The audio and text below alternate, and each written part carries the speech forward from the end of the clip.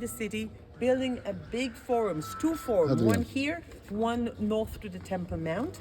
And here on this forum, they had a big triumphal arch. Where did you see this triumphal arch? In Alexander Nevsky, please. If you corrected Valentina for her pronunciation, please correct them. Nevsky. Nevsky. Okay, working that. And there was a temple dedicated to Aphrodite.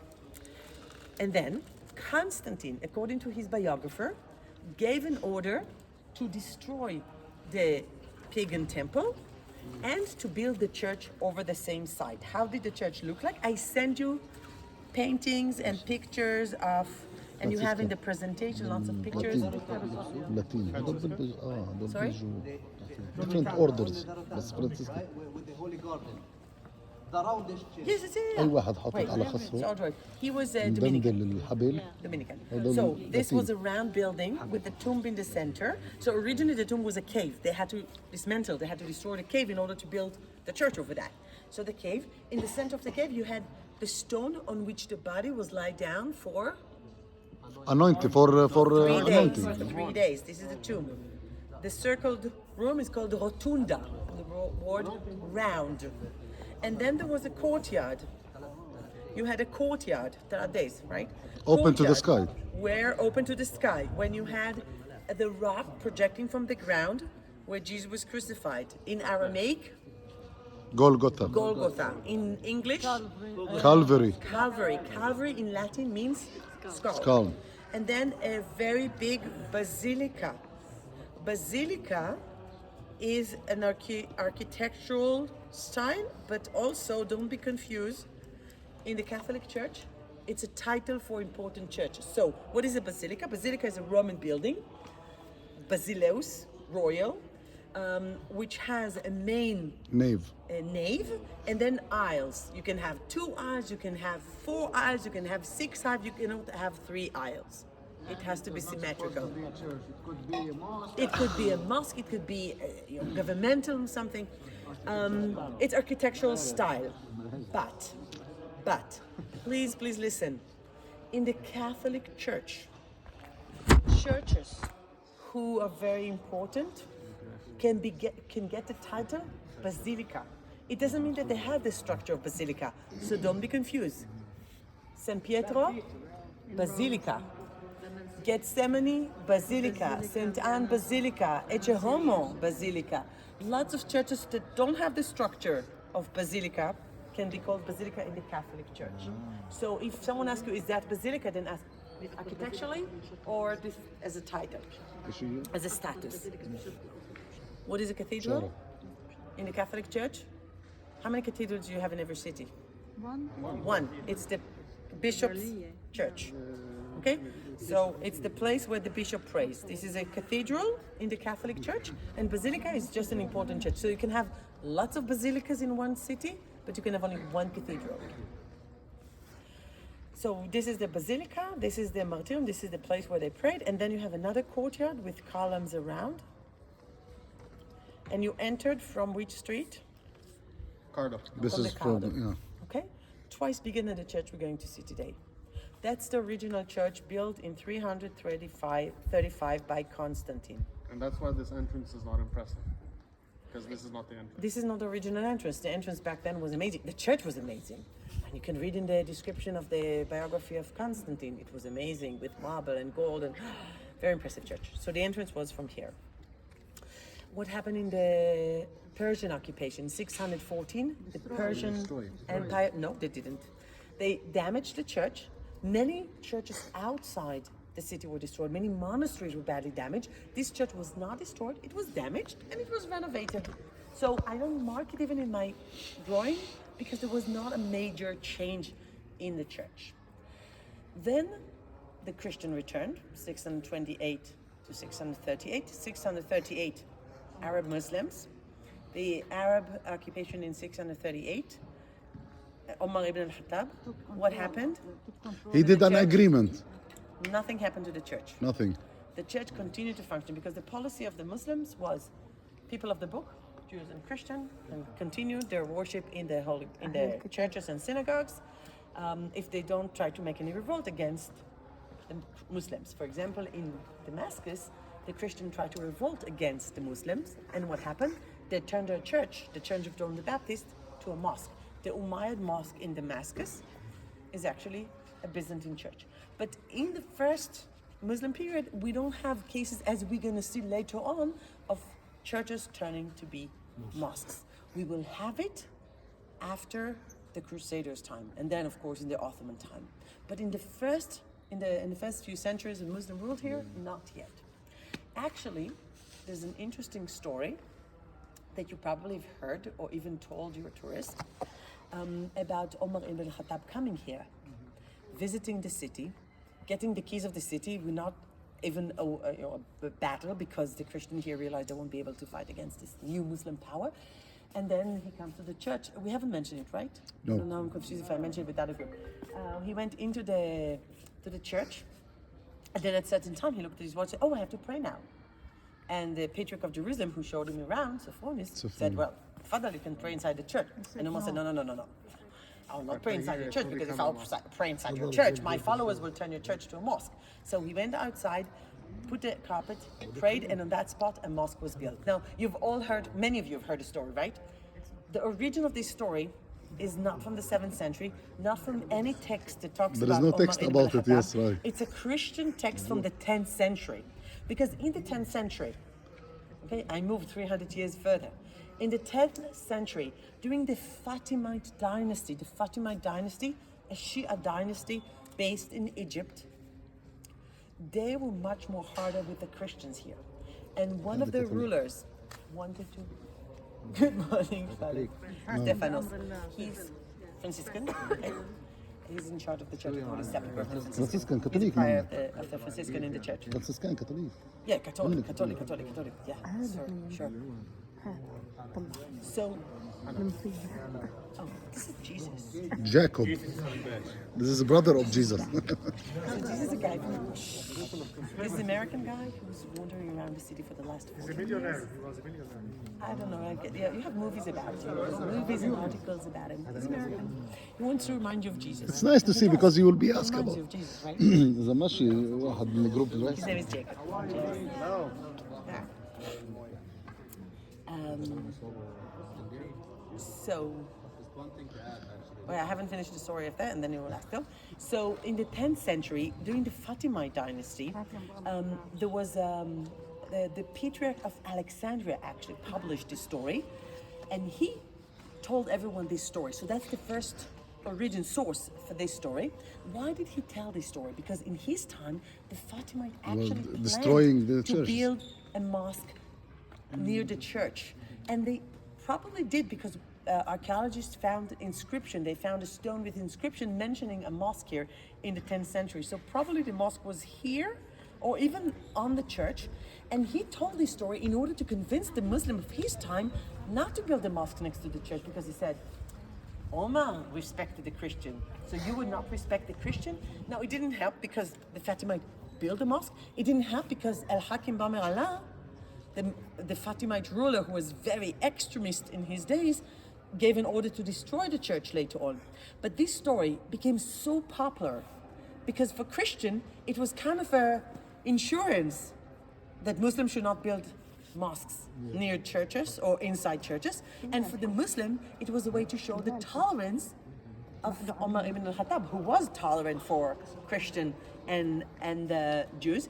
And in the 16th century, this mosque that was built over Crusader building was named after Omar. So where is Omar Mosque? This is Omar Mosque. This is called Omar Mosque. We passed near this mosque. This is Omar Mosque. This is the original, this is the mosque that is dedicated to Omar and his story. The mosque that was here was somewhere around here, only the inscription was found, and the story became super popular. Because so here again, I would ask you, I would But say, this is the southern would part. Would I say here, let's not ruin the history, the good story with the history? And I say, yes, Here it's very important to mention the story because this story also presents the intention of those who tell the story. They want to say, see, Omar was tolerant for the minority here. So definitely, you as a Muslim or you as a Christian should be tolerant to the others. So that's the story of Omar Mosque. But the church was not changed in the 7th century. I'll just finish and then I'll give you opportunity to ask. I'll just finish with the structure. But the church was destroyed in the 11th century by El Hakim. So in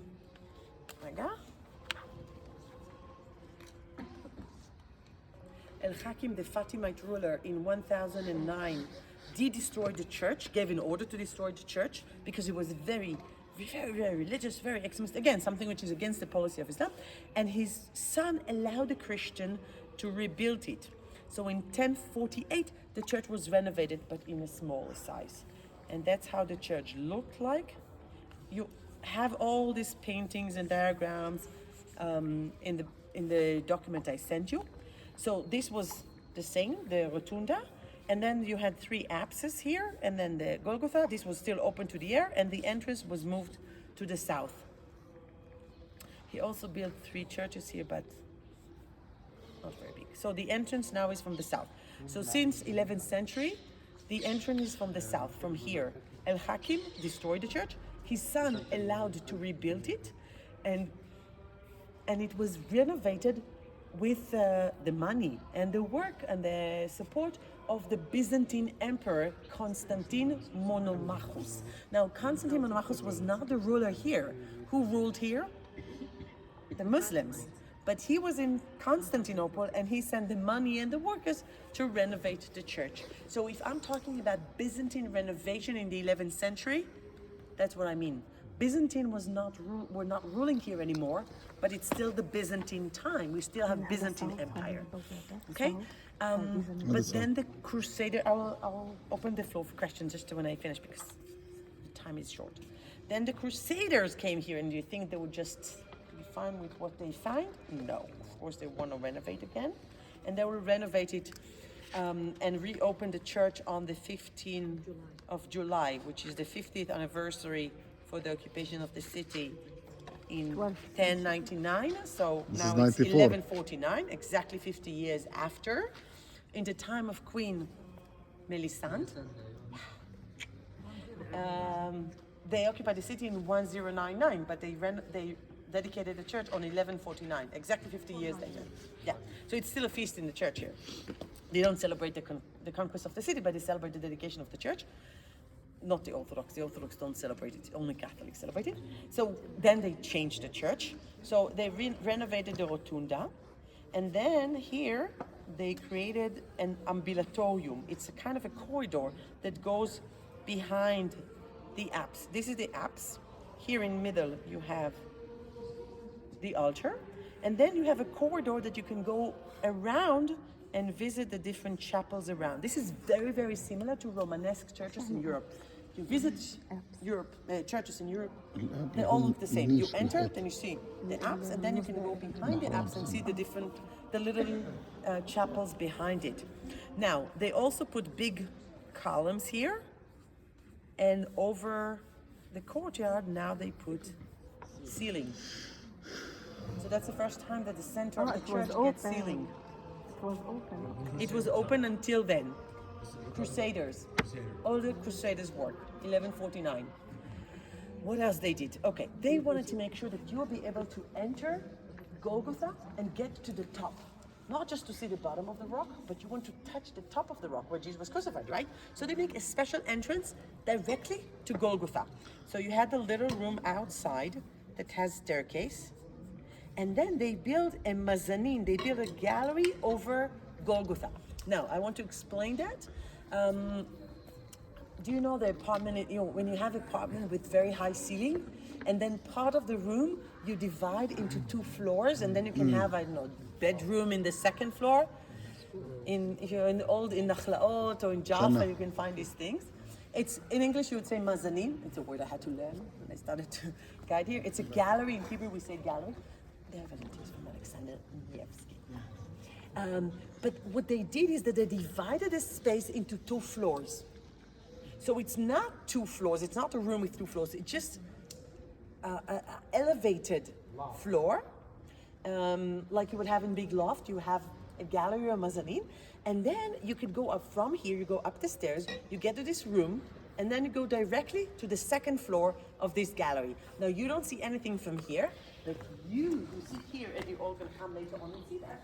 You can see the staircase. You can see the little room, and from this room you go directly to the 2nd floor, where you can see the top of Golgotha. So that's one thing they did. The other thing they did, they built 3 chapels here. 1, 3, 2, 3, and a bell tower. Where are these chapels? 1, 2, 3. Do you see the this little apse coming out from the wall? And then the bell tower. It's Crusaders.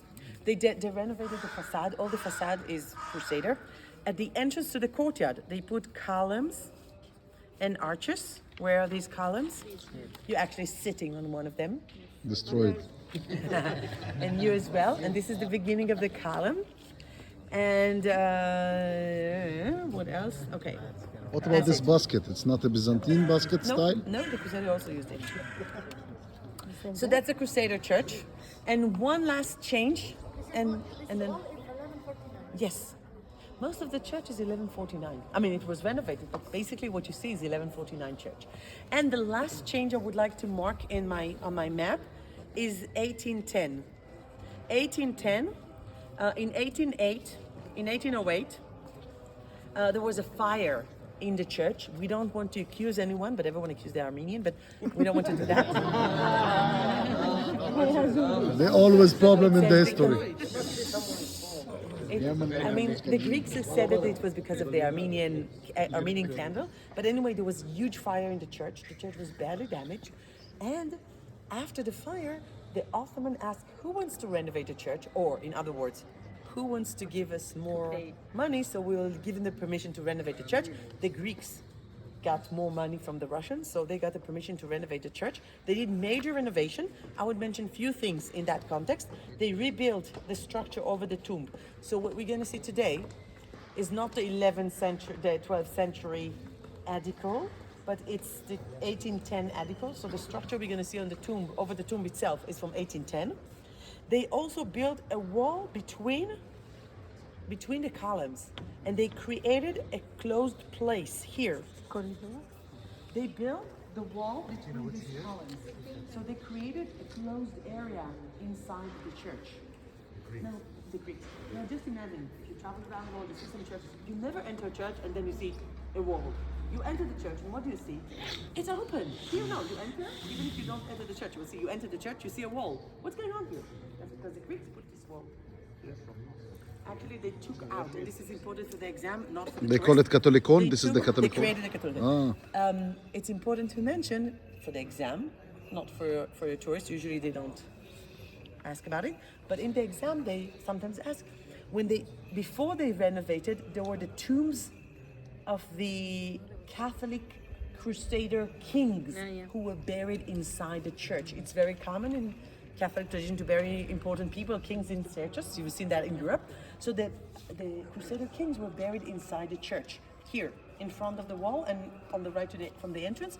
And the Crusaders and the Greeks, when they renovated, they took out all their tombs. Again, it's not important for a tourist, but they might going to ask you about it in the exam. So the coordinator always asks me to mention it. So these are the tombs. So these are the major changes in the church. There were, of course, sorry? All of them. هذا هي هون. I said it's, well, for the Greeks it was very important. For the exam, it's important. For your tourist, less. But where did they move the tomb? Oh, they just threw it out. No one knows. Yes. Yeah. Oh, well, there are no bodies. We're talking about, the tombstones. The ashes. So King's Tombs has nothing to do. King's Tombs Which one? near Salahuddin Street. No, this is the Hadaya family. It goes back to the Second Temple period. It's much earlier. خلصنا